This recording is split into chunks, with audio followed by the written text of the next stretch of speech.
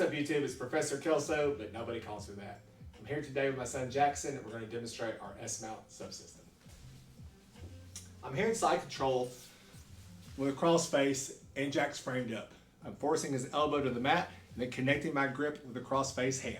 I'm then going to lift up slightly and encourage him to turn. As he connects his hands, I'm going to follow his hips by wedging my knee to the back of his hips, stepping up, wedging my knee under his head.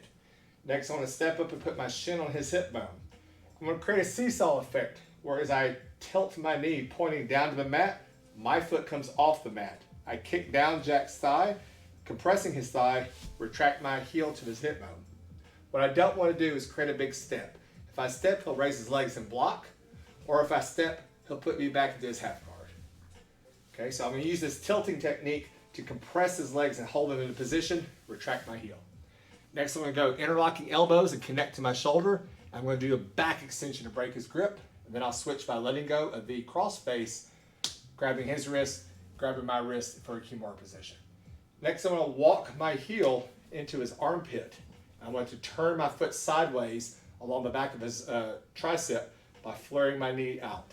Flaring my knee out, leaning forward, then leaning hard to my right to take all my body weight off of my leg. When I do this, it makes it easy for me to swing my hand around and retract my knee, my heel, and have a seat. In this position, now we're ready to finish the arm bar with a bent arm lock. My top hand is going to switch from overhook position to underhook position. And then I'm going to pull my palm into a scoop grip for opposite directions as I retract my heels, pinch my knees, and then row my elbows in opposite direction to create a bent arm lock. Tap.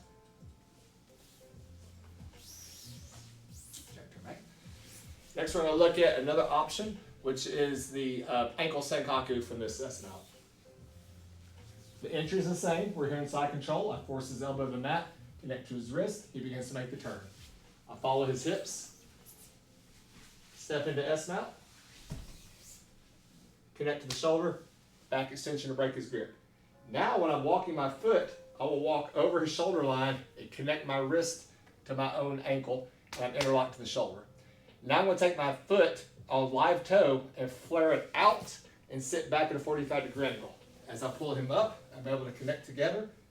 I can squeeze and finish the ankle senkaku here. I can additionally pull his elbows in opposite direction to finish with a combination of ankle senkaku and bent arm lock. Tap. Lastly, we want to look at taking this S-mount subsystem and connecting it to a whole other subsystem, which is the back attacks. We'll have overhook and underhook side back attacks. That will be a separate chapter. We'll enter the same setup. Jack makes the turn. I follow his hips, tilt into position. We're here. I break his grip. I switch to Ch.1 grip, and we're here. Now I'm on live toe. I go to dead toe. I fold my foot under and chair sit, and then I pull him all the way to the opposite side and stack my feet up in stall position or into the body triangle position for additional control. I hope you found some value in this demonstration. As always, my compensation for this demonstration is your participation.